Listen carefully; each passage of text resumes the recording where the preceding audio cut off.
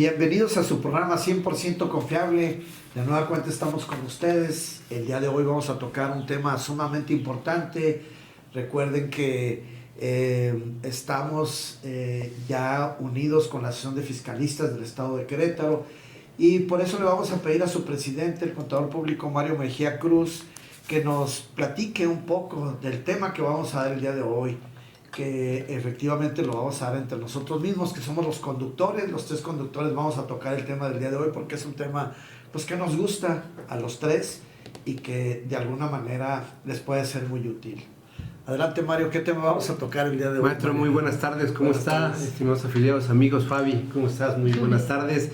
Y digamos que hoy nos autoinvitamos a cuestionarnos y a platicar de un tema por demás interesante y de moda, y no tanto no de moda porque así lo es, sino por la temporada de la declaración de las personas físicas y todas las aristas que conlleva esta declaración anual, estos regímenes, y pues entonces vamos a platicarles de todo esto y a tratar de buscar mecánicas de solución en algunos esquemas.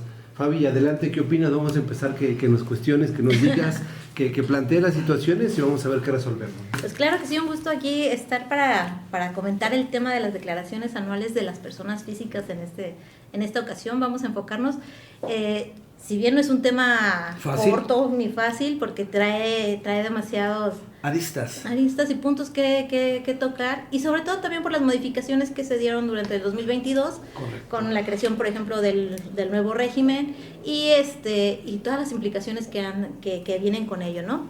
Claro. Pero vamos también a enfocarnos, como sabemos que nuestra audiencia no es únicamente para profesionistas y dedicados a nuestra área, sino también un poquito a la audiencia, al público en general, al contribuyente, y con la intención de crear esta cultura tributaria, es un poquito resumir, pero con los puntos específicos de este tema de las declaraciones, de la declaración anual para las personas físicas.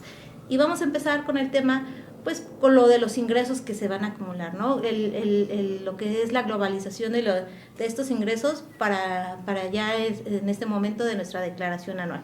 Obviamente pues ya pasamos por todo el proceso de nuestros pagos provisionales, de nuestras determinaciones. Ajá. Y pues ya tenemos que llegar a identificar o a unir todos esos ingresos, y vamos a empezar, pues, cuáles son estos ingresos que tiene que considerar una persona física para acumular en su declaración anual. Bien, yo creo, mira, Mario, yo te quería comentar algo. Cuando enseñamos este tema académicamente, siempre partimos del hecho de lo que está diciendo Sandrita, de qué es el principio de la globalización o principio de la acumulación. Y como ella misma lo dice, ahorita tú hablas, si quieres tocas algo referente, te voy a decir una definición. Nosotros consideramos al principio de la globalización o de la acumulación como el principio que consiste en acumular todas las diferentes bases de cada uno de los diferentes capítulos de personas físicas en la declaración anual. O sea, se globalizan todos los ingresos para que se entienda, excepto aquellos que están exentos y aquellos que ya durante el ejercicio fiscal hicieron un pago definitivo de impuestos. Adelante, Mario. Que pueden ser varios, y también hay mitos alrededor de las personas físicas, como por ejemplo, la persona física siempre acumula bajo flujo de efectivo, y puede darse que no. Puede darse que no en un par de casos, ¿no? Pero también yo recuerdo que algunos ayeres, cuando nos dio clase, nos decía: recuerden que en pagos provisionales cada ingreso que recibe la persona física tiene su propio camino, ¿no? Claro. Y llegamos a este principio de globalización que nos enseñó tanto o que nos ha enseñado en las clases de universidad, que nos ha servido en la vida profesional, que ahora tenemos que buscar esa base gravable o ese ingreso que es el que se va a llevar a la acumulación. Entonces, en este momento lo que tenemos que buscar es por ejemplo, en los salarios tenemos ingresos menos exenciones, no tiene deducciones, y entonces lo llevamos a la base gravable, ¿no? Es el sueldo gravado. sueldo grabado. Y tenemos también algunos como la actividad empresarial, que ahora es muy compleja la actividad empresarial con 4 secciones, ¿no? Sí. Tenemos que tomar la actividad empresarial y tomar el ingreso acumulable menos deducciones autorizadas, que sí las tiene, para obtener esa base gravable. Y así vamos a ir buscando en cada uno de los diferentes regímenes hasta que tengamos la totalidad de los ingresos, ¿no? Sí, hasta que tengamos todas las bases de los diferentes tipos de ingresos que la persona física, Sandrita, haya tenido durante el ejercicio fiscal, para que esas bases se globalicen, ya haciendo a un lado, como decía Mario, los exentos y algunos otros que tienen, por ejemplo, un pago definitivo. Ahorita se me vienen a la mente dos: los premios, que tienen un pago definitivo, o las ganancias de capital en la bolsa de valores, que también tienen un pago definitivo, y que ese 10% de la ganancia y ese 1% de los premios se convierten en pagos definitivos y hacen que esa ganancia en bolsa de valores y que ese premio no se globalice en la declaración anual, porque ya hizo definitivamente su impuesto, ya pagó de manera definitivamente su impuesto, y la globalización es para determinar el impuesto anualizado, que es como se determina el impuesto sobre la renta, ¿verdad? Así es. Entonces, ¿qué les parece si vamos empezando a comentar los distintos tipos de ingresos que tenemos que ir acumulando? Claro. Pero de manera ya global. Ok. Para considerarlo ya, ¿qué es lo que se va a considerar directamente en el cálculo o en la determinación de la declaración anual? Obviamente ya sabemos que cada uno de estos capítulos que viene en la ley, pues trae su determinación específica, pero ya para lo que corresponde en la declaración anual, pues ya nada más tendremos que tomar lo que, como comentaba, ¿no? Lo que va a jugar para la base. Claro. Entonces, empezamos con el primero, que es el de sueldos y salarios. Claro.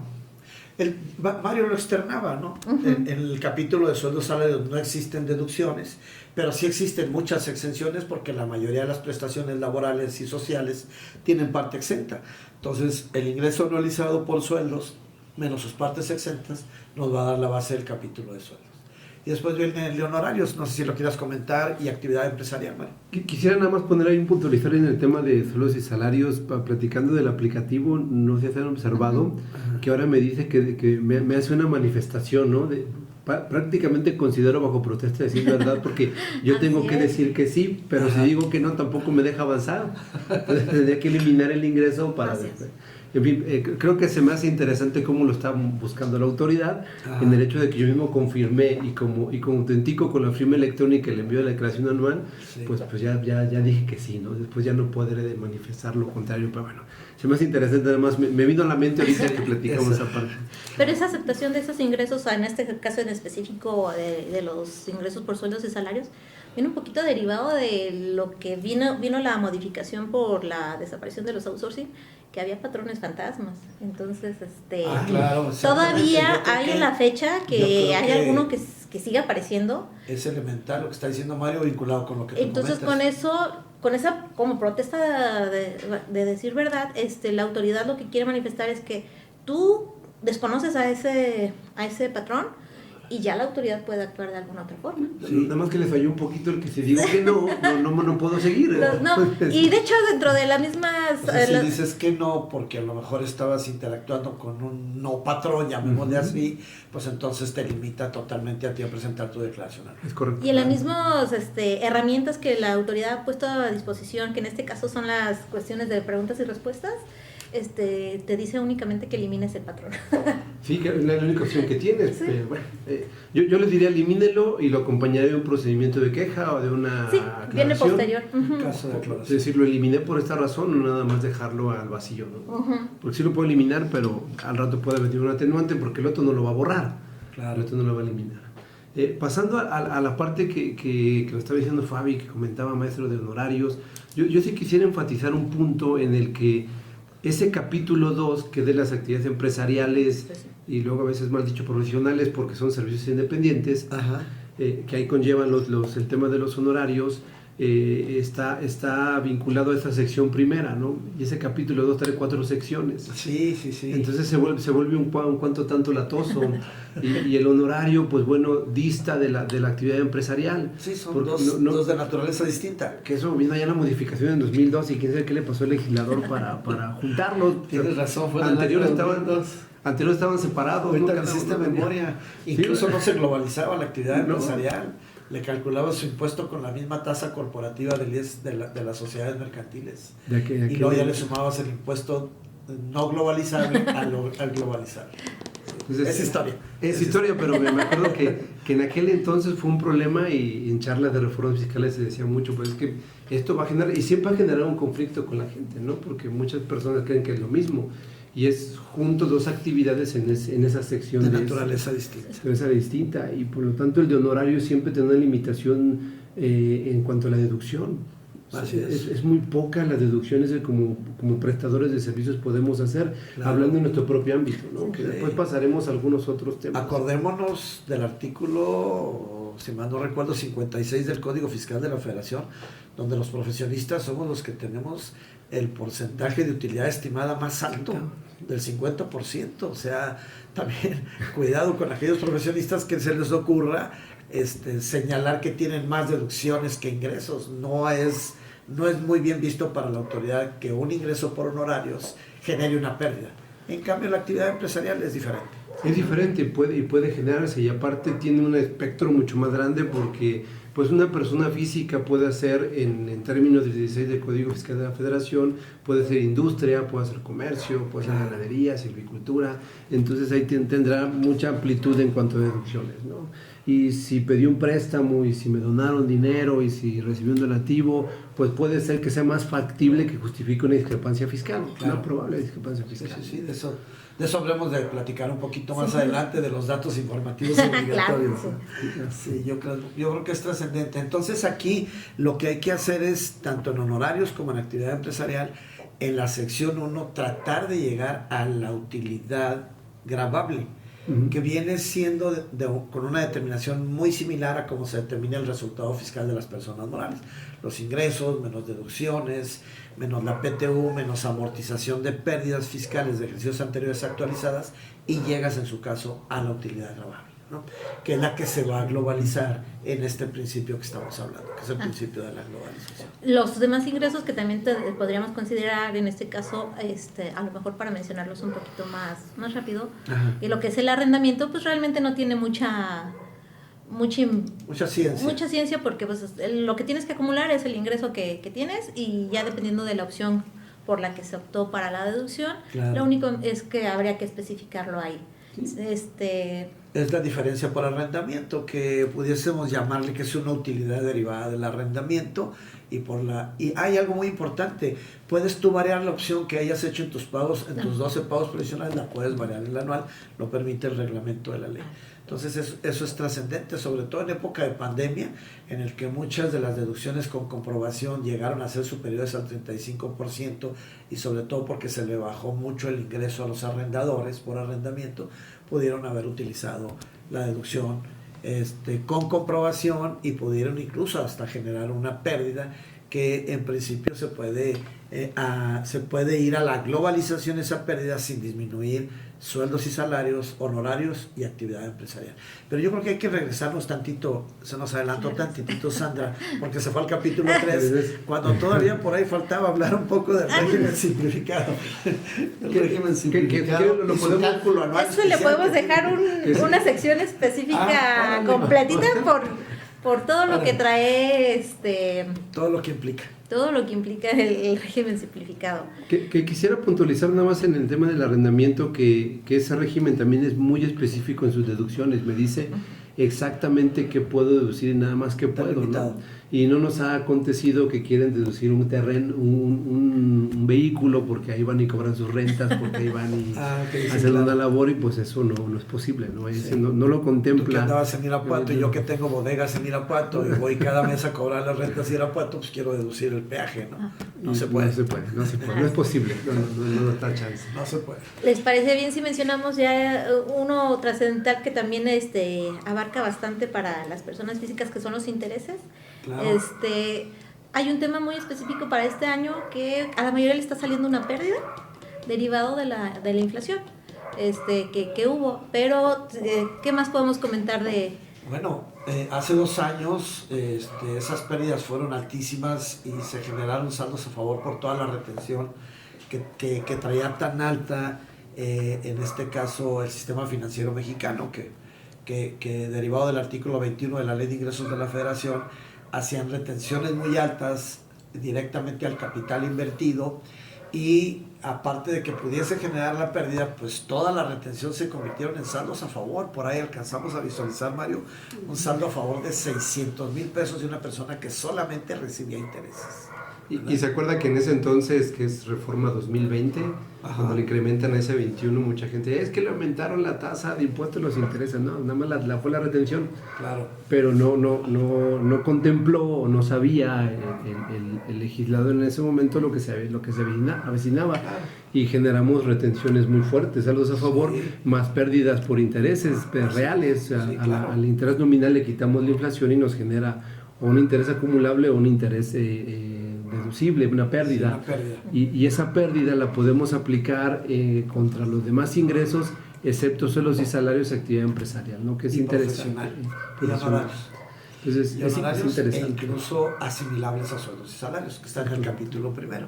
Sí, ese año fue un año muy, muy, muy interesante en ese sentido, y como ustedes saben, pues ya el 2022 bajó al punto 0.8, esa retención ya muy baja para evitar esos saldos a favor, y ahorita la volvieron a subir un poquito en el 2023 al punto 15% anual globalizada.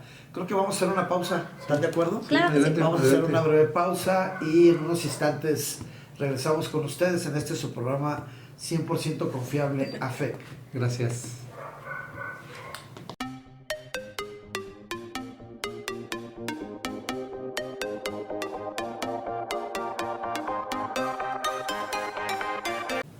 Bien, muy buenas tardes, maestro Víctor, Fabi. Seguimos aquí en su programa 100% confiable AFEC.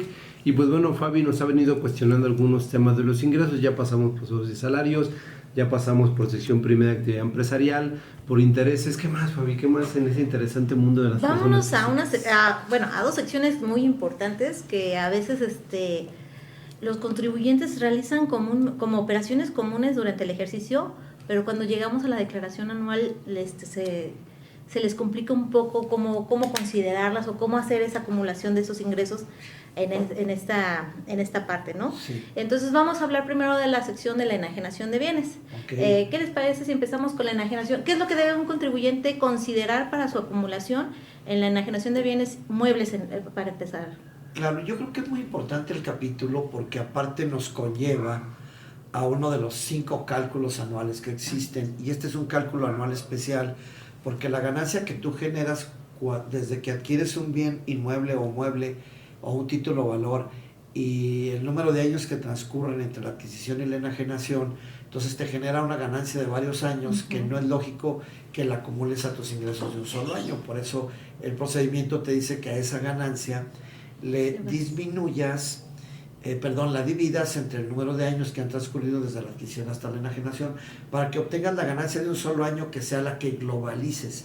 Este cálculo anual del artículo 120, que es un cálculo anual especial, tiene esa característica y es trascendente, y no solamente para bienes muebles, Fabi. Hay que considerar los muebles, inmuebles, las acciones de valores. Y los títulos valor, así es. O sea, y hay una sección segunda de este capítulo 4 que viene siendo prácticamente la ganancia por la enajenación de acciones que cotizan en la bolsa de valores, que como decíamos hace rato, esa es una retención del 10% que es definitiva y que no se va a globalizar. Adelante, Mario. Que esa segunda sección que comenta que comenta Maestro, bien interesante, también fue interesantísima, porque señala que la retención me la deben hacer en el extranjero, porque no habla de la Bolsa Mexicana de Valores, sino que es en colocados las acciones en el extranjero.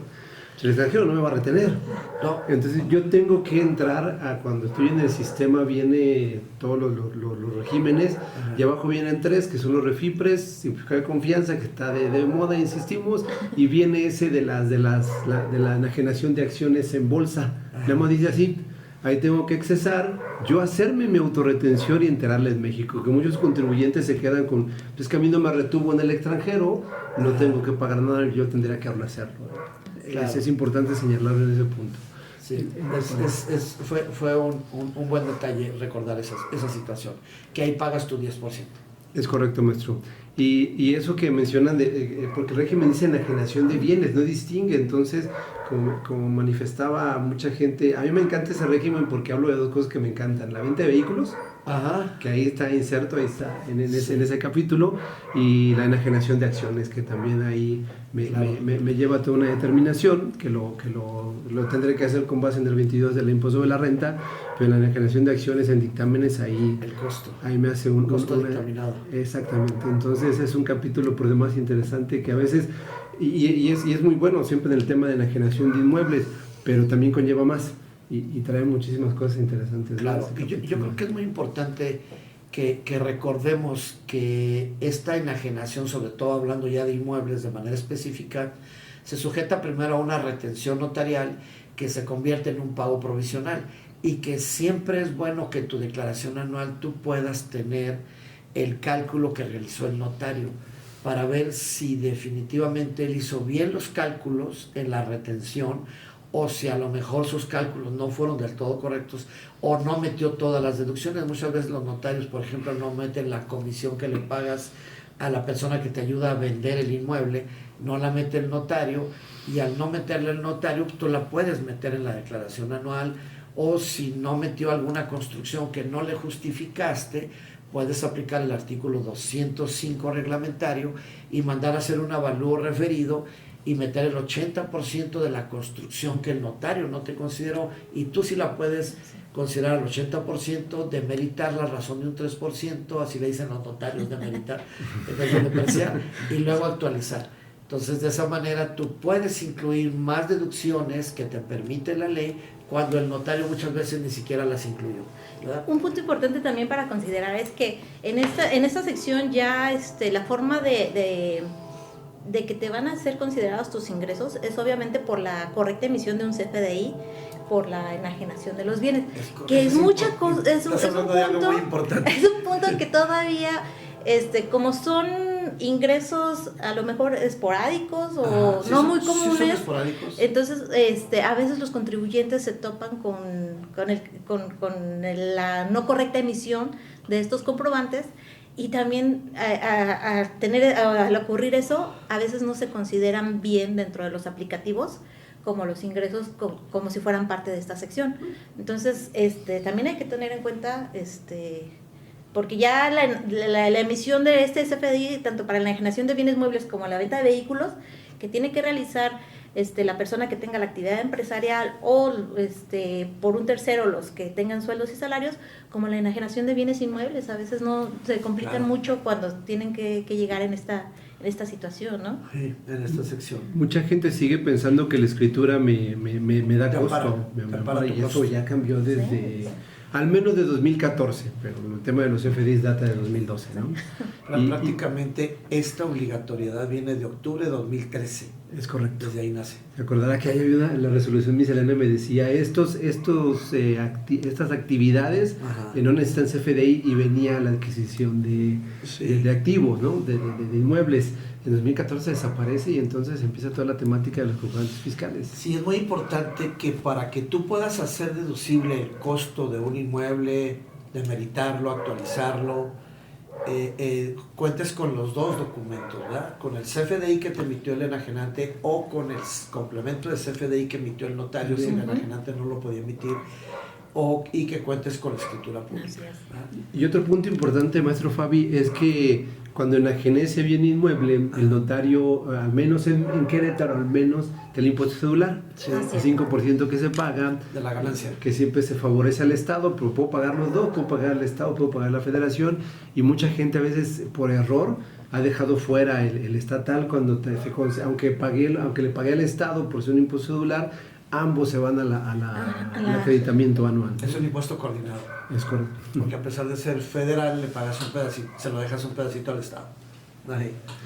Muy bien, yo creo que es un tema por demás trascendente que también hay que tomar en consideración, que es prácticamente el único capítulo de la ley del impuesto sobre la renta en este título cuarto de personas físicas que acepta ingreso en crédito. Aunque no te hayan pagado la totalidad del inmueble, si tú ya lo escrituraste y de alguna manera todavía te deben, tú ya tienes que acumular la totalidad de los ingresos. Desde la retención el notario te acumula la totalidad porque sabe que existe el ingreso en crédito en este capítulo, ¿no? Y eso que comenta es bien importante porque mucha gente cree que todos los ingresos de las personas físicas son bajo flujo de efectivo y no es cierto. En el capítulo de enajenación de bienes, no en la enajenación de estos inmuebles. Pudiese llevármelo, ¿no? Pudiese llevármelo si garantizo el interés fiscal en términos de 141, que por allá es 18, más de 18 mensualidades, que por allá el 119 lo comenta. Ajá. Pero es un proceso que tengo que ir a avisar a la autoridad y tengo que correr varias, que me autorice a hacerlo. Incluso hasta el notario te retiene menos. Pero tengo que tener la autorización. Y otra vez, hablando del aplicativo, sí me lo pide, sí me pregunta si hice si opto por ese movimiento. Sí, si optaste, ¿no? por el pago a plazo superior a 18 meses. Sí. Es un capítulo interesante y como decíamos al principio, no solamente juega, me voy a meter al juego de Mario, no solamente juega en los inmuebles, sino también los bienes muebles. Sí. Y a Mario le gusta hablar de la venta de carros. es que cuando es hasta las agencias de vehículos, bienes y seminuevos es... Fue interesante, de aviones, de barcos. Claro, por supuesto, porque ahí entran todos Es que el tema de los vehículos, ¿cuánta gente no quiere? Sí. No, es que no quiero a que me emiten un CFDI porque me fiscalizaron. Sí. No, y es que hay algo muy importante, Mario. Un empleado que vende su automóvil ya está en 2 capítulos. Sí, maestro. Y eso tiene no la obligación de hacer su declaración. No lo piensan y la gente pregunta. Estás en el capítulo de enajenación y estás en el capítulo de sueldo. Y aparte de tomar en cuenta, mucha gente dice, es que lo compré el vehículo con el sudor de mi frente o el barco, está bien, y tengo que pagar, tengo que pagar impuesto, pero hay manera de exentarlo también. O sea, hay que buscar las mecánicas que me establece el 93 y puede llegar a tener una exención y me quito de muchos problemas, ¿no? Pero es que ¿qué pasa también aquí con esto, no? Que como comenta, ya entras en 2 capítulos o 2 ingresos distintos. Sí. Y ya es la obligación de la presentación de la declaración. Automáticamente. Es automática. Entonces, muchos a veces dicen, ¿sabes qué? Pues estoy segura que no voy a tener un saldo a favor porque no tuve deducciones anuales. Entonces me quedo con la de que no presento mi declaración anual, ¿no? Claro, no, pero enajené un vehículo y entonces... Y a lo mejor se lo enajenaste a la propia agencia y le firmaste el escritito para que autofacturaran. Sí. Pues ya tienes los 2 ingresos diferentes y estás obligado a hacer declaración anual. Hay una reglita por ahí por demás interesante que te da chance, si tú como empleado no utilizaste la deducción por inversión, le hace la depreciación del automóvil, te da chance de que puedas deducir del precio de venta todo el costo del automóvil sin demeritarlo. Y sin actualizarlo. Te da chance de que puedas deducir todo el costo del automóvil y eso pues, te va a disminuir una ganancia o a lo mejor no hay ganancia. Y también hay otra reglita que te da la oportunidad de que pudiese no existir retención por parte del adquirente, que la mayoría de los adquirentes desconocen que tienen que retener ese 20%, ¿verdad? Y hay una exención también, maestro, en el 93, siempre me confundo de las 3 sumas. Siempre me confundo la fracción, pero creo que es la 17, inciso B. En el inciso B. De la 17, ¿no? Donde... Es la misma de las casas. Es la misma, la de la enajenación de la parte exenta de casas. 17. Para autos. Si quieres checar. En esa misma está la de los bienes muebles. Está la de las casas en el inciso A. Y en el inciso B está la de los bienes muebles, en los que la ganancia por la enajenación estaría exenta hasta por 3 UMAS anualizadas. Exacto.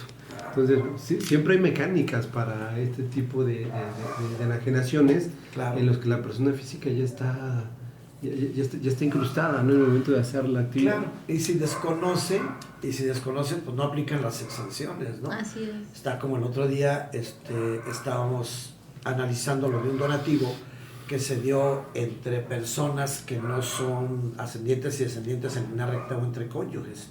Si yo te dono un dinero a ti, Sandrita, entonces tú no estás totalmente exenta, pero sí tienes la exención de esas 3 UMAS anualizadas, ¿verdad? Que definitivamente pues, va a ser buena para ti. Lo importante es cumplir con la obligación y declararlo, manifestarlo, porque en algún momento la autoridad hace programas, sobre todo se dio mucho con la venta de vehículos, que lo vendes en efectivo, lo depositas, ajá, y al rato te llega tu invitación de pago por ese ingreso no manifestado en tu declaración anual. Y tan sencillo que es cumplir con esta obligación de que fue la enajenación de un vehículo, y hasta no te podría, a lo mejor hasta ocasionar un impuesto adicional, y allá, pero como dice, esto muchas veces por el desconocimiento de esta obligación y de estas exenciones. Sí.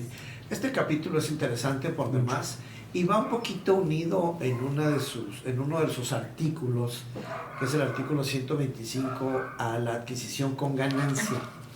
A la adquisición con ganancia de cuando agarras por ahí una buena oferta, por ejemplo, de un inmueble que según avalúo vale $1 millón y te lo venden a ti en 700,000 pesos. O sea, estás teniendo una ganancia superior al 10% del precio de venta, que esa ganancia te provoca un impuesto sobre la renta por adquisición de bienes, y que si es inmobiliario, el notario retiene el 20% como pago provisional.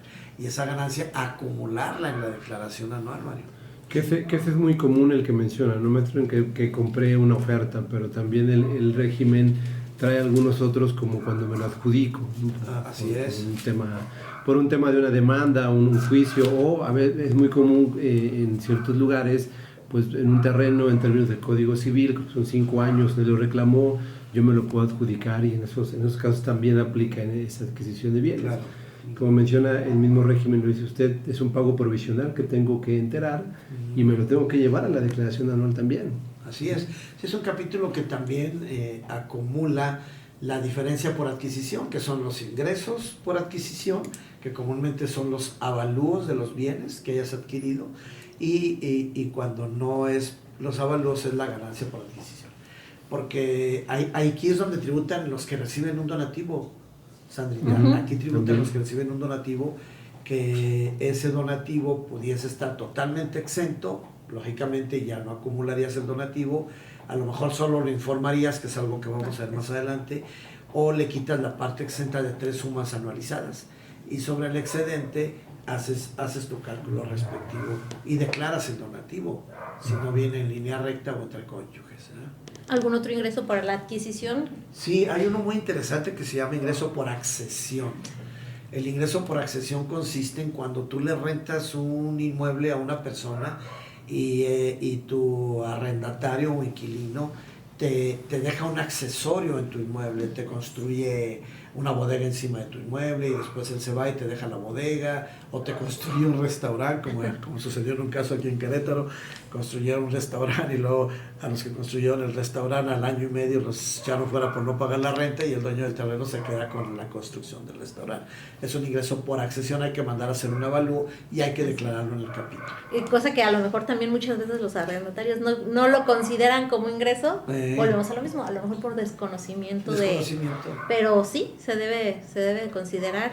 Pasó mucho con las escuelas, muchas escuelas en Querétaro al inicio, de que los propietarios eran personas físicas, los terrenos, sí, y llegaron los que traían en todo el tema del educativo, ¿no? Y construyeron, y cuando se dieron cuenta, ahora muchos de esos contratos son a 100 años o 120 años, procurando pues no llegar a ese tema, o el contrato es establecido cuando te vayas, como ya no sabe la persona física, me dejas parecido de que le deja un bien, ¿no? Pero también le deja un problema, tan solo pagar el 20% del avalúo de esa construcción. O sea, cuando te vayas, hay contratos que hemos visto, destruyes todo, o sea, entrégame mi terreno pelón.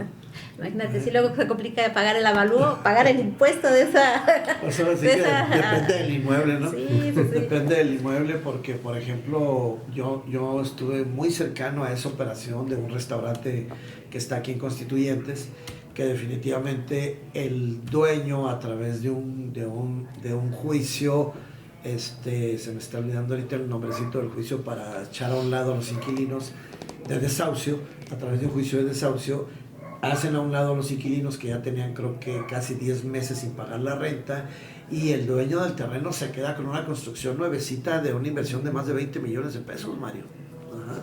Entonces, pues ahí valdría la pena no echar nada para abajo, ¿no? Exactamente. A ver de dónde consigo los 4 millones. Sí, a ver de dónde. Sí. Pero bueno, ese es capítulo. No sé si nos falta algún otro capítulo. El de dividendos, no sé si quieran. Importante. No, está buenísimo. Hacemos un corte y regresamos con el tema. Y seguimos. Unos instantes continuamos con ustedes en este su programa 100% confiable, AFEC.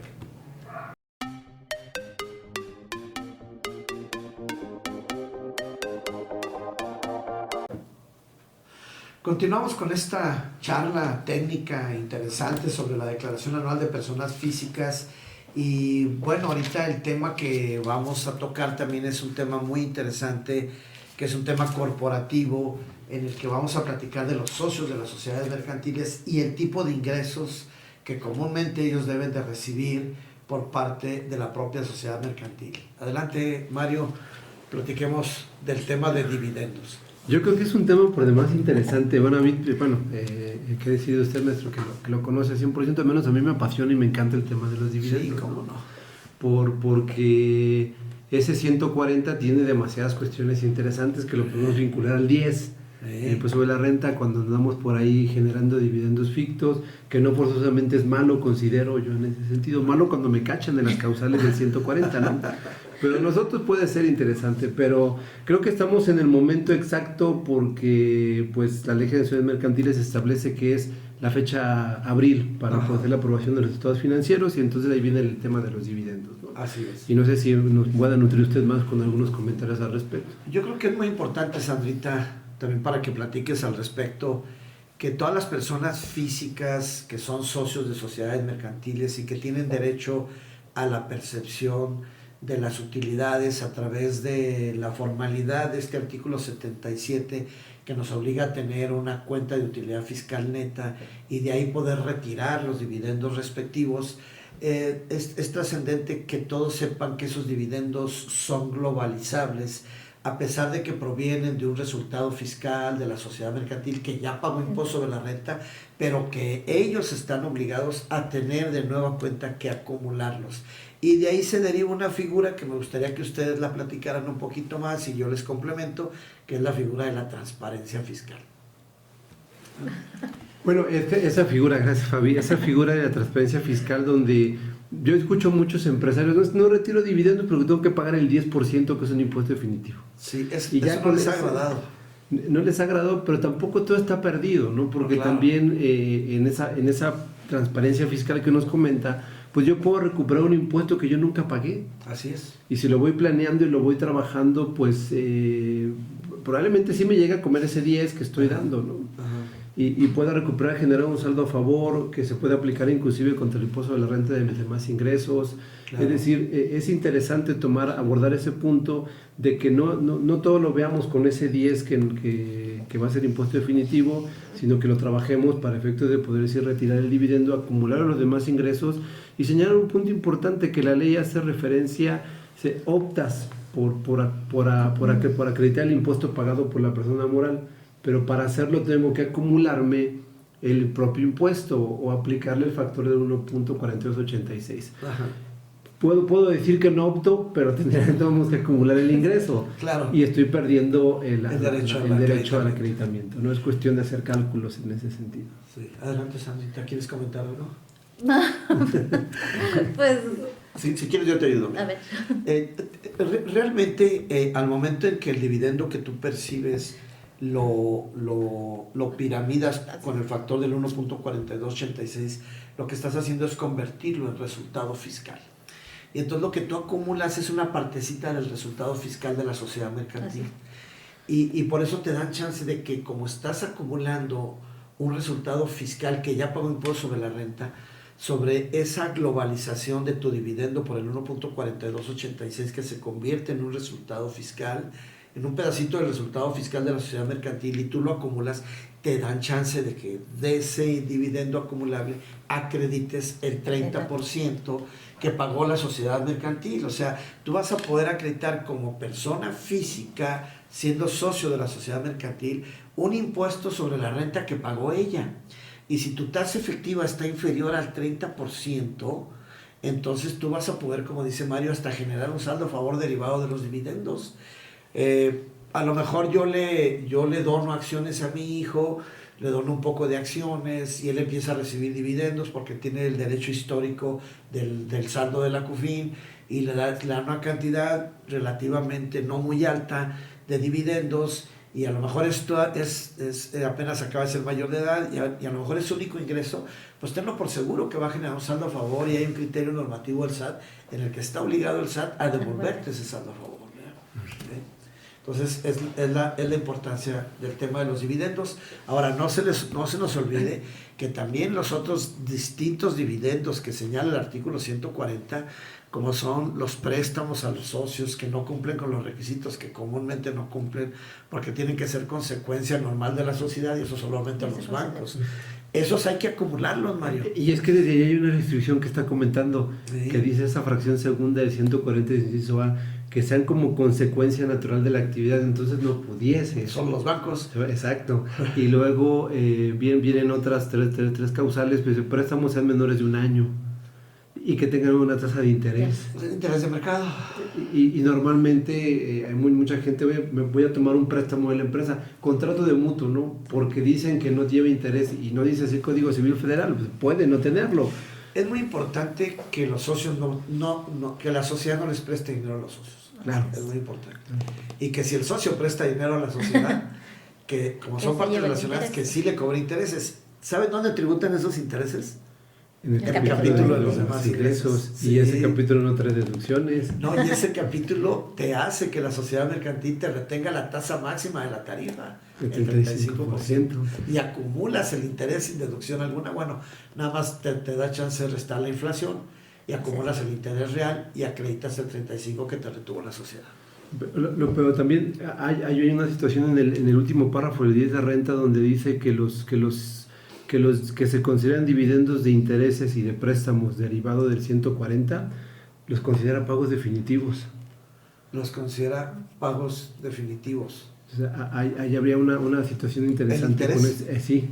Okay. En esa situación de eso que considera como dividendos. Entonces, sí es un tema latoso y a veces sí observarlo porque yo siempre lo correlaciono con el 10. Sí, hay que vincularlo con el 10. Y ahí tiene unas situaciones bien interesantes para los socios de las empresas. Porque incluso cuando hay un dividendo ficto al que le hacen pagar un impuesto corporativo a la sociedad, y va acreditando el ISR que le hicieron pagar del 42.86% a la sociedad, cuando lo va acreditando, entonces tú tienes que disminuir tu saldo de la CUFIN. Claro. Porque estás generando el dividendo respectivo, ¿no? Claro.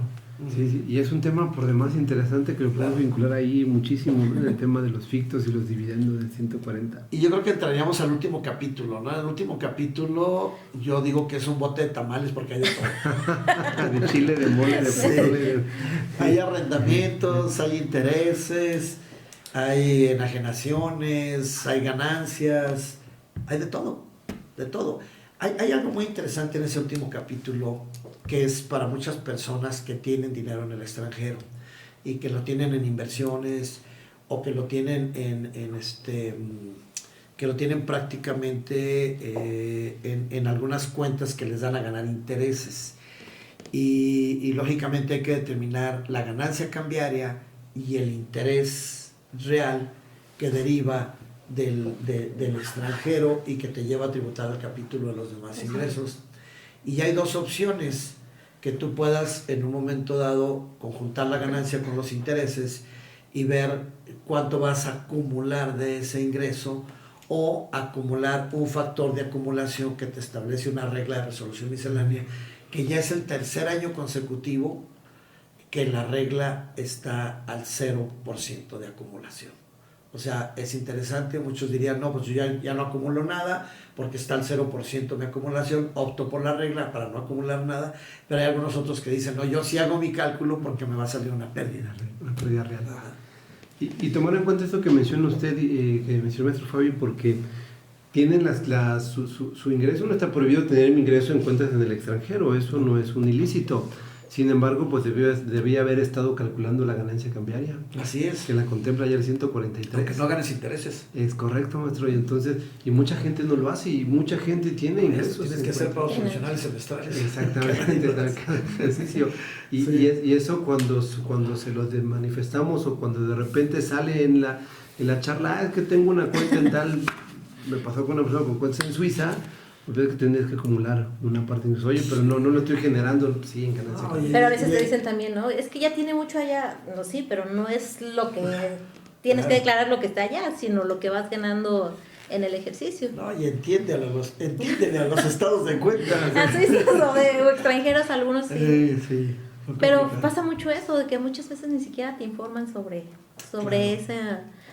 esos ingresos que sí tienen que manifestar en su declaración. Claro. Adelante, Mario.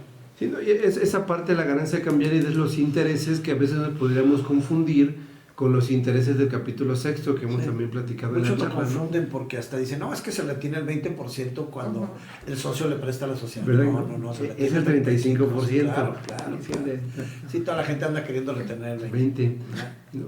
Porque se van al capítulo de interés. Exacto, al capítulo 6 donde a veces lo trato de explicar que es exclusivo del sector financiero, pero no forzosamente, ¿no? Porque puede haber rendimientos de afores, puede haber rendimientos de aseguradoras, claro. pero sobre todo son en aquellos temas de rendimientos, ¿no? De esas instituciones. Acá son intereses que pude haber pactado con usted, intereses que pude haber pactado con una persona moral, y son los que se van a ese capítulo de los demás ingresos. Sí, hay otros ingresos, rápidamente comentándolos en ese capítulo, como por ejemplo el remanente distribuible que pueda llegar a repartir una persona moral con fines no lucrativos que no sea donataria autorizada, porque las donatarias no pueden repartir remanente. Ese remanente distribuible también se sujeta a que la persona moral con fines no lucrativos te retenga el 35%, tú acumules el remanente en la anual y acredites la tasa máxima de la tarifa, que es el 35%. Las regalías indirectas. Las regalías indirectas, cuando tú no eres el original autor de una obra y recibes regalías, por ejemplo, que tu abuelo te haya heredado un derecho de autor y que Temis te esté dando regalías a ti porque Temis sigue publicando la obra de tu abuelo. Yo tengo una conocida que recibe regalías directas e indirectas de un mismo libro, porque su abuelo le heredó, más bien su mamá le heredó el derecho de autor del abuelo, y Editorial Porrúa sigue publicando el libro del abuelo, que es un derecho laboral comentado. Y como esta mujer es abogada, actualiza la obra del abuelo. Entonces recibe genera el propio con la exención y genera el otro donde paga la retención. Hay una exención muy interesante ahorita que lo menciona a Mario. Estamos hablando de más de 700,000 pesos de 20 UMAS anualizadas. Que está buenísimo. Para regalías, claro. Y que también el mismo régimen de los demás ingresos dice qué casos, ¿no? Por ejemplo, un eslogan, un emblema, no son derechos de autor, ¿no? Así es. Son obras publicadas. Más bien son obras literarias y musicales. Es correcto. Quienes por ahí se ampararon fueron los caricaturistas, fotógrafos y caricaturas y pintores. Fueron los que se ampararon cuando tienen registrada su obra y salen publicadas en revistas. Entonces, traen por ahí un amparo en el que les han dado el beneficio de que estén exentos de IVA y de que tengan la exención de impuesto de la renta. Así es correcto. ¿Verdad? Es correcto. Muy bien. Yo creo que, no sé cómo la vean, pero yo creo que vamos a dejarle tantito más tiempo para poder platicar del tema preventivo, que son todos los ingresos que debemos de informar como datos informativos obligatorios. Comiénzale, Mario, o comiénzale, Sandrita, como tú quieras. Bueno, esta sección ya para los datos informativos, sí. Es muy importante porque no necesariamente juegan como la base del impuesto, pero sí al ser ingresos tienen que estar manifestados en nuestra declaración anual. Bien.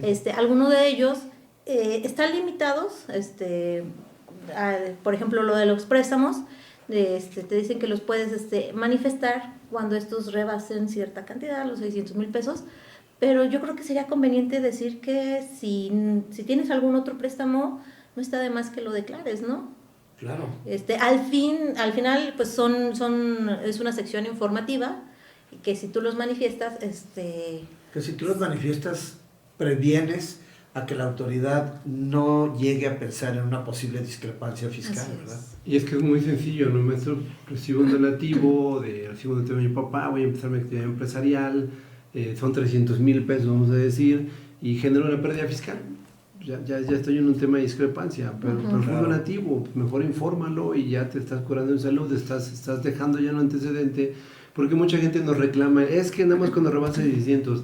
Es un ejemplo y simple y sencillamente te vas protegiendo, ¿no? Así igual, es. ¿no? Por ejemplo, los préstamos que los usaste para tu actividad empresarial, adquirir algún bien, algún activo, pues también al final todo eso te va a venir relacionado a lo mejor en alguna revisión, en alguna auditoría o hasta en algún trámite de devolución sobre todo lo de los IVAs que te piden que tengas ya todo vinculado. Así es. Entonces no está de más que también ya lo tengas vinculado con tu declaración anual. Sí, y es esos tres rubros del artículo 90 que van de manera conjunta, premios, préstamos y donativos, que en lo individual en su conjunto deben exceder de 600,000 pesos para que estés obligado a informarlo. Como ustedes dicen, hay ocasiones en que es necesario que aunque no llegues a los 600,000 pesos, lo estés informando para que no suceda esto y para que no te suceda lo que dice el artículo 91, que si no los llegas a informar, los donativos exentos se convierten en gravados, los préstamos que no son un ingreso, que es un pasivo, se convierten en ingreso, y el premio que nomás le retienen el 1% se te convierte en provisional. Imagínate que del premio que no tiene nada de deducciones lo tengas que acumular, acreditas el 1 cuando estás en una tasa efectiva del 35%, pues vas a tener que pagar 34% más del valor del premio. Los donativos y los préstamos, tal vez adquiriste algo que te ayudó en una deducción y pues ahí puede haber reflejado en su momento un beneficio, sí, claro, pero los premios el donativo comúnmente está exento porque comúnmente se da entre familia, ¿no? Y uno muy importante, las herencias también, que es el otro paquete que les tengo que informar, que están en el otro paquete junto ya con los viáticos, pero las herencias sí es importante porque puede ser que me regalen dinero en la herencia, en el testamento, y ese pues ya está establecido cuánto fue el recurso que dejó el fallecido, ¿no? Claro. Pero cuando deja inmuebles, pues entonces tendré que mandar a hacer un avalúo para poder saber cuál es el monto que tengo que informar como exento. Que lo haces al momento de la adjudicación de los bienes, entonces ya en ese momento pues tú podrías tener. Lo único malo es que pues el momento entre una adjudicación y puede brincar de ejercicio. Claro, sí, entonces, sí, y que tú las estés percibiendo, ¿no? Así es. A lo mejor ya te lo estás gastando y apenas está la erradicación de bienes. Así es. Pero bueno, es importante esos otros ese último paquete de esos tres ingresos que ustedes mencionan, que son herencias, viáticos comprobados y la enajenación de casa. O sea, es importantísimo porque... casa habitación. Hace rato, el día de ayer, platicábamos con un cliente que su papá siempre fue cliente de nosotros y desgraciadamente ya falleció y le está dejando a él títulos con valor de 24 millones de pesos como parte de su herencia, ¿no? Pero sí comenta que el proceso de sucesión apenas va iniciando y que bueno, se informarían hasta este año, ¿no? Entonces no dejemos de informar, porque la enajenación de casa no informada, que pudiese estar totalmente exenta, porque no excedió de esos 5.4 millones de pesos, que son 700,000 UDIs, puede convertirse en gravada. Ajá. Y muchas veces el contribuyente se queda con la idea de que con lo que te da el notario, ya es correcto ya lo que acabas de decir. Yo creo que es importantísimo lo que acaba de decir, sí, para que todos lo sepan, sobre todo los que no son contables y fiscalistas, etcétera, que sepan que la retención notarial no es definitiva, que la retención notarial es un pago provisional a cuenta del impuesto sobre la renta anual del cálculo especial. Y es una obligación del notario. Así es. Y bueno, no sé, el otro ingreso son las herencias. O sea, a veces puedes recibir millones de pesos, no las informas y empiezas a hacer actividades vulnerables y la unidad de inteligencia financiera con el intercambio de información le informa al SAT todo lo que estás erogando y te puede determinar una discrepancia fiscal, ¿verdad? Tan bonito un caso de ahí por ahí, una maestra que eliminó toda su discrepancia fiscal derivado de unas herencias, ¿verdad? De obras de arte. Okay. Entonces, pues con que se informe, ya está fuera. Y es poner un dato. Sí, no, ni siquiera te piden quién te heredó, ni quién te donó. No les dé ideas. Méteme juicios, datos de juicio al momento de la adjudicación. No estamos hablando de eso, ¿eh?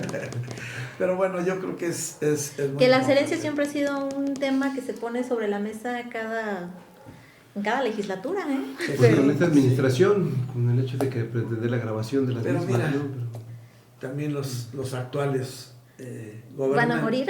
Sí, exactamente, y también saben que no les va a convenir a ellos, sí, ni presente ni futuro. Yo creo que por eso llega un momento en que la dejan a un ladito, ¿no?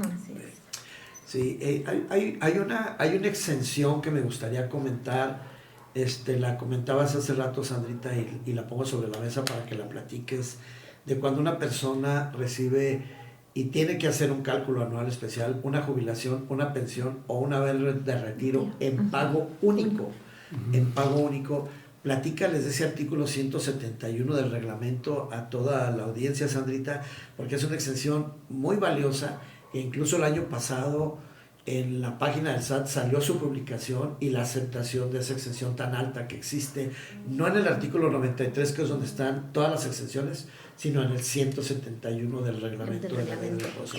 Así es una exención que para aquellos que ya llegaron al momento de la jubilación, puede resultar muy benéfica. Muy benéfica porque al ser un pago único, obviamente su ingreso se va a ver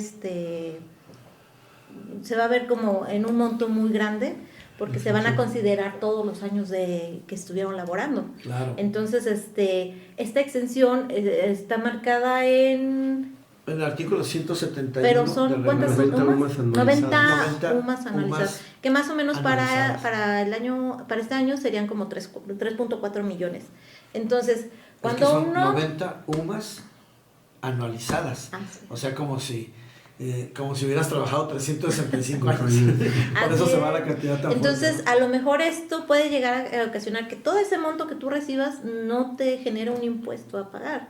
O si te genera, pues esta exención ya te va a hacer sobre la diferencia, claro. Va a ser mínima, a comparado al ingreso que estás percibiendo. Entonces, es un beneficio que tal vez muchos no lo conozcan. Ajá. Y que sí es importante para los que están cerca a un plan de retiro, Ajá. lo puedan llegar a considerar como pago único. Claro. Entonces es importante recordar que las pensiones tienen su parte exenta, ya las comentamos, y que también todo lo que fue aportando tu patrón al sistema del ahorro para el retiro también está exceptuado. Pero esta exención que tú mencionas, por ejemplo, les cae muy bien a los maestros universitarios, sobre todo de la UAC, que tenemos una prestación en la UAC de que te pagan un mes por año trabajado. Si tú ya tienes 30 años trabajando, te van a dar en una exhibición única 30 meses de salario como prestación por jubilación. Entonces, eso puede lógicamente caer de una cantidad menor a los 3.4 millones de pesos, y no pagarían nada de impuesto sobre la renta sobre esa cantidad tan fuerte. Y hay algunas empresas que también manejan, a lo mejor por algún nivel, algunas políticas para sus retiros de cierto personal o general. Entonces, pues también, y son planes que puede hacer la empresa en beneficio del trabajador también. Sí. No quiero dejar pasar, ya estamos a punto de terminar, pero no quiero dejar pasar el artículo 185. Comiénzalo a platicar, Mario, y lo platicamos también nosotros. Es un artículo por demás interesante, que es donde comienzan los estímulos en materia del impuesto sobre la renta, y ya terminan por el 195, 196. Pero ese es muy, muy importante porque habla de los planes de pensiones para el retiro, ¿no? Ajá. Y entonces lo puedo ocupar como una deducción personal e inclusive no entra en la limitante. Así es. Y es muy benéfico porque pues, de la limitante le sumo hasta 185,000, si no me recuerdo el monto que puedo... 172,000. 172,000 puedo tomar. 175,000, si quieres checarlo. Puedo tomarlos y es una deducción autorizada, es una deducción personal adicional a las que tenemos en la limitante de lo que resulte menor de los 15% del acumulable, no jugaría en esa limitante. Pero también tengo que tomar en cuenta que hay una situación allí importante, maestro, y es la que nos va a comentar usted. Si no cumplo con los requisitos, si retiro el dinero posteriormente, antes de cumplir los 65 años o quedar incapacitado para la chamba. En este caso, como el estímulo de manera específica, Mario, te señala la obligatoriedad de dejar el ahorro 5 años, ¿verdad? Dejar el ahorro 5 años. Tú puedes al siguiente año volver a ahorrar el monto. ¿En cuánto 152. quedó? 152,000 pesos. Volver a ahorrar ese monto y volver a aplicar otra vez de manera conjunta con las deducciones personales este estímulo y poder hacer deducible este estímulo, pero lo tienes que dejar y empiezan a correr sus nuevos 5 años para el nuevo ahorro, ¿no? Sí te van a dar a ganar un poco de intereses, sí se van a ir a fondos de retiro.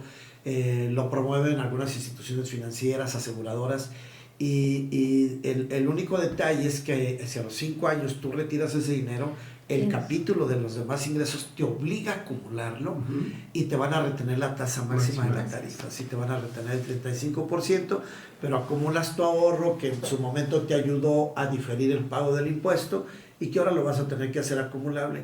Pero lo más interesante es que tú puedes aperturar esa cuenta antes de presentar la declaración anual. O sea, tú puedes el día de mañana ir a una institución financiera que promueve este tipo de cuentas especiales del ahorro, aperturas tus 152,000 pesos, los haces deducibles en la declaración del año 2022. Claro, ¿verdad? por supuesto. Eso es lo agradable de este estímulo. Y el otro bueno es el de las colegiaturas, que ya casi todos sabemos, ¿no? Sí, no sé si se nos ande pasando por ahí algo importante que quieran que comentemos adicional, porque pues, es un tema que da para mucho. No recuerdo si lo comentamos al aire o lo que platicamos fuera de, pero no dejarlo pasar en el tema de régimen simplificado de confianza. No, sí, hay que comentarlo. Que en el aplicativo me está generando dos colores que tengo, sueldos y salarios y simplificado de confianza. Cuando termino me genera 2 líneas de captura, vamos a decir, y pago el impuesto sobre la renta por los sueldos y salarios y pago el simplificado de confianza. No tengo derecho a deducciones personales en simplificado de confianza y tampoco tengo derecho a las 6 parcialidades en caso de que me saliera un impuesto de la regla de resolución miscelánea que me permite optar por tomar hasta 6 parcialidades para pagar el impuesto. Esto con motivo de que son considerados pagos definitivos, ¿no? Casi. Claro, casi no lo dicen, pero prácticamente puede llegar a generar por ahí un saldito a favor, más que en contra, ¿no? Yo lo platico así, es que es un régimen privilegiado del que tiene una tasa máxima del 2.5%, si lo acumula a los demás ingresos pulverizo la tasa, ¿no? Entonces no. Sí, lo único que cuida en un momento dado es que no rebases los ingresos que te sigan manteniendo dentro del régimen simplificado. Entonces, pero si te hace el cálculo totalmente separado, y como lo dice también la sección de simplificado de confianza, al final es un cálculo de ajuste, porque pues, como ya estás pagando sobre tus ingresos de manera definitiva, al final únicamente aquellos que estén obligados en su momento tendrán que realizar este cálculo de ajuste. Sí, y cuidado se pasa el mes de mayo y no presentes tu declaración del régimen simplificado de confianza al anual, porque automáticamente la autoridad te va a quitar del régimen simplificado. Que por lo general a muchos de los con actividad profesional y empresarial, este cálculo de ajuste les va a salir un saldo a favor por lo de las retenciones, por las personas morales. Sí. Entonces es por eso que, yo creo que también por eso lo están haciendo por separado, porque sí te va a generar un saldo a favor, pero por ese pago, ese impuesto retenido del 1.25, que al final de tu cálculo puede ser que tu tasa fuera, o tus pagos provisionales que realizaste en su momento hayan sido mayores a... En automático da saldo a favor. Sí. En automático está dando. Claro, aquí la regla de resolución miscelánea te dice que hay que hacer los 2 cálculos, como ustedes nos han dicho, y hay que dejar nomás en claro que cuando acumulas los sueldos más los intereses, que son los 2 ingresos que te permite el régimen, cuando acumulas en la globalización esos 2 y acreditas los pagos provisionales y metes ahí deducciones personales e incluso estímulos, puedes llegar a generar un saldo a favor. Y ahorita me gustaría que platicáramos ya por último también, claro que es un programa que se ha hecho un poquito más largo por lo mismo, pero toda la devolución automática de los saldos a favor. Regla 232 de resolución miscelánea. Sí, la 232, definitivamente. Comiénzale, Mario. Creo que es una regla la que nos dice, que nos da una facilidad que no debemos de confundir. Tengo hasta el 31 de julio de 2023 para entrar al esquema de devoluciones automáticas. Así es. Pero eso no significa que si me paso del 30 de abril, tengo hasta el 31 de julio. Ya estoy fuera. O sea, mi plazo de presentación de la declaración. Sí, aclararlo porque la devolución automática te va a dar chance aunque la presentes. Me da la oportunidad porque puede suceder que la presenté y le puse compensación y luego me arrepiento y necesito modificar y presentar devolución. Lo hago en junio, pero ya había cumplido en abril. Sigo entrando en el proceso de soluciones automáticas, ¿no? Claro. Hasta 10,000 pesos con contraseña, la de 8 dígitos, de 10,000 un centavo a 150,000 con la firma electrónica, a menos de que tenga precargados los datos de la cuenta clave y de la cuenta bancaria, podrá hacer con contraseña. Y si hay limitantes por las cuales no lo puedo aplicar. Si estoy en el catálogo de personas que tienen operaciones con EFOS, si tengo el sello cancelado, si voy a pedir de 2021, es otro proceso. Es decir, es una regla interesante que me permite obtener devoluciones fáciles. Puedes que tu saldo a favor continúe, pero en el plazo normal. Entonces, lo único que hace es que las devoluciones automáticas te hacen más sencillo. Que me va a decir muy fácil que me la devuelve. El problema cuando es no me especifica por qué no. Y entonces tengo que echarme un clavado o regresar al 22 de código y hacer erogar el proceso de formato electrónico de devolución. A través del formato.